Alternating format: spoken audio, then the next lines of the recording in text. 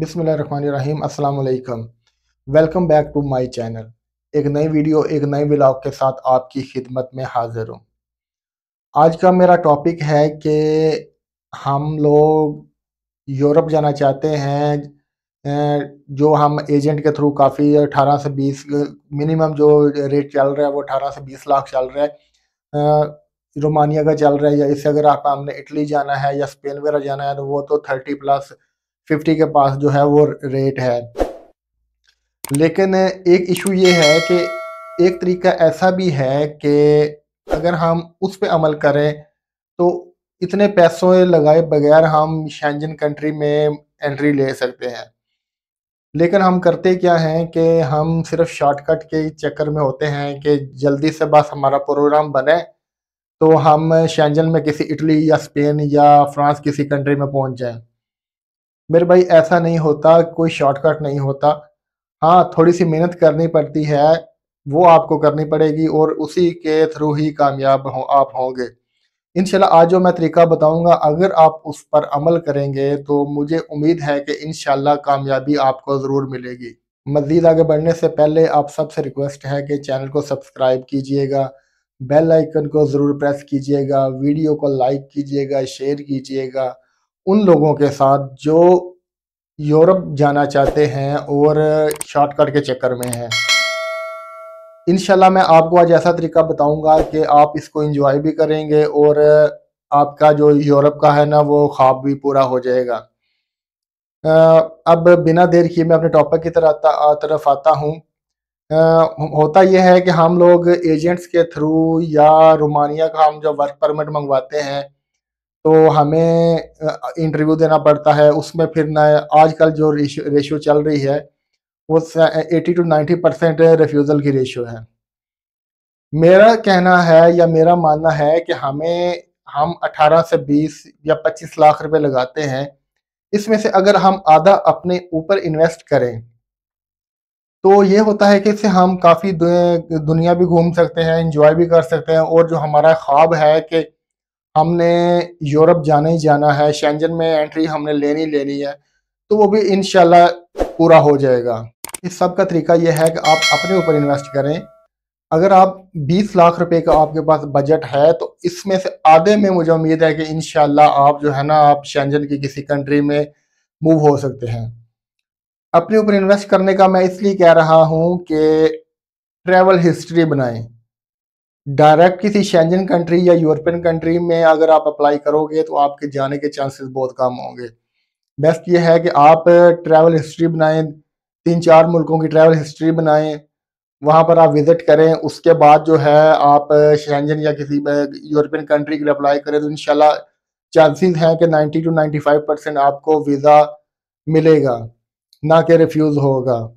Best तरीका यह है कि जो आपका ई वीज़ा वाली कंट्रीज़ हैं, आपको जो आपके पासपोर्ट को ई वीज़ा कंट्रीज़ जो हैं वो वीज़ा प्रोवाइड करती हैं, आप उनमें से 1-2 कंट्रीज़ को चूज़ करें, वहाँ पर आप विज़िट करें। इसके बाद 1-2 कंट्रीज़ ऐसी हों जो आप स्टार्ट में विज़िट कर लें तकरीबन हफ़्ते 10 दिन के लिए। इसके बाद तकरीबन 6 माह का गैप डालकर मज़ीद आगे 1-2 कंट्रीज़ को आप एक्सप्लोर कर लें। ये 6 माह में तो आपकी कम से कम 4 से 5 कंट्रीज़ हो जाएँगी। इसके बाद अगला जब आपको 1 साल पूरा हो जाए तो आप मज़ीद 1-2 कंट्रीज़ को विज़िट करें और इससे होगा कि एक तो ये होगा कि आप दुनिया घूमेंगे, आपको दुनिया का पता चलेगा, वहाँ का रहन-सहन क्या है। सबसे बढ़कर बात ये है कि वहाँ पर जो पाकिस्तानी होते हैं, उनसे जाके मिलें। आपको पता चलेगा कि वो कितनी मेहनत करते हैं, वो या किस वो हाल से गुज़र रहे हैं। ये 1 साल के अंदर आपकी तकरीबन 6 से 7 कंट्रीज़ आपके विज़िट हो जाएँगी और तकरीबन आपका कोई 8 से 9 लाख रुपया लगेगा। इन 8 से 9 लाख या एवरेज आप 10 लाख बात कर लें कि इसके बाद आप किसी यूरोपियन कंट्री या शेंजन कंट्री के लिए आप विज़िट वीज़ा के लिए अप्लाई करें, तो इंशाल्लाह ताला उम्मीद है कि आपको 90 टू 95% चांसेस हैं कि वो आपको वीज़ा ग्रांट करेंगे। क्योंकि आपने ये शो करवाना है उनको कि मैं एक जेन्युइन ट्रैवलर हूँ। जब आपकी ये तकरीबन 6-6 माह के गैप के साथ आपके 6 से 7 कंट्रीज़ को आप विज़िट कर रहे होंगे, तो जो वीज़ा ऑफिसर है वो ये सोचने पर मजबूर हो जाएगा कि यार ये वाकई ही जेन्युइन ट्रैवलर है, ना कि ये ट्रैवल हिस्ट्री के चक्कर में पड़ा हुआ है। तो वो आपको बिना सोचे समझे वीज़ा ग्रांट कर देगा। एक और काम जो आपने नहीं करना वो ये है कि आपने ये नहीं कि शुरू में आपने 2 से 3 कंट्रीज़ को विज़िट किया, अगले 3 माह बाद ही 2 से 3 कंट्रीज़ को और विज़िट कर लिया, फिर अगले 3 माह में और कर लिया, यानी कि 1 साल के अंदर आपने 15 कंट्रीज़ को आपने एक्सप्लोर कर लिया। इससे वीज़ा ऑफिसर ये समझेगा कि ये बंदा जेन्युइन ट्रैवलर नहीं है, ये जस्ट ट्रैवल हिस्ट्री बना रहा है, जिससे वो आपका बिना सोचे या बगैर देर किए आपका वीज़ा वो रिफ्यूज़ कर देगा। क्योंकि अगर आप किसी यूरोपियन कंट्री के लिए अप्लाई करते हो तो कम से कम आपको अगर वीज़ा लगता भी है तो 1 से 1.5 साल लगता है। आजकल रोमानिया का जो टाइम चल रहा है वो एजेंट तो कहते हैं 5-6 माह में, लेकिन कम से कम 1 से 1.5 साल लगता है। आप उसके बाद भी पता नहीं आपको वीज़ा मिलना है या नहीं मिलना। इससे बेहतर यह है कि आप इस तरीके से अमल करें और इस तरीके से विज़िट करें। एक तो आपके पैसे भी कम लगेंगे, तकरीबन आपके आधे पैसों में आपका यूरोप जाने का ख्वाब पूरा हो जाएगा और आधे पैसे आपकी सेविंग होगी। दूसरा ये कि आपको दुनिया का पता चलेगा कि मुख्तलिफ आप कंट्रीज घूम सकोगे। इंशाल्लाह जो नेक्स्ट वीडियो होगी उसमें मैं आपको बताऊंगा कि आपको कौन सी 7 से 8 कंट्रीज हैं जिनका आपको विजिट करना चाहिए इस 1 साल में। और उसके बाद इंशाल्लाह मजीद जो वीडियोस आएंगी उनमें भी मैं इसी हवाले से कुछ चीज़ें आपके साथ शेयर करूंगा जो आपके लिए काफ़ी मुफीद साबित होंगी। आखिर में आप सबसे रिक्वेस्ट है कि एजेंट पर पैसे निछावर करने से बेहतर है कि जितने पैसे आपने एजेंट को देने उससे आधे या उससे भी थोड़े कम अपने ऊपर इन्वेस्ट करें और शेंजन का या किसी यूरोपियन कंट्री का वीज़ा ले लें, बजाय इसके कि आप एजेंट को पैसे देकर वो तो पता नहीं बाद में आपको वीज़ा लगे या ना लगे और आपको पैसे रिटर्न हों या ना हो। लेकिन ये है कि इस तरीके में ये है कि आप कम अज़ कम 1 साल के अंदर 6 से 7 कंट्रीज़ को आप घूम चुके होगे और आप ये है कि आपकी ट्रैवल हिस्ट्री भी बन चुकी होगी और उसकी बेस पर आपका जो शेंजन का वीज़ा है वो इंशाल्लाह उम्मीद है कि वो आपको मिल जाएगा।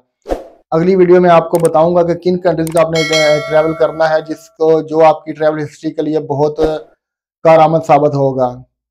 उम्मीद करता हूं कि आपको मेरी ये आज का जो व्लॉग है या वीडियो है ये पसंद आई होगी। अगर वीडियो पसंद आई है तो कमेंट करके ज़रूर बताइएगा कि आपको मेरी वीडियोस कैसी लग रही हैं। और अगर इन केस के आप चाहते हैं कि मेरी वीडियोस में ये खामी है तो काइंडली इस केस में ज़रूर मुझे कमेंट करके बताया कीजिए, ताकि मैं आने वाली वीडियोस में उन जो चीज़ें हैं, जो चीज़ें आप हाईलाइट करेंगे, उनको मैं अच्छे तरीके से देखकर उन खामियों को ख़त्म करने की कोशिश करूँगा और आपके लिए एक अच्छा कंटेंट दे के आया करूँगा।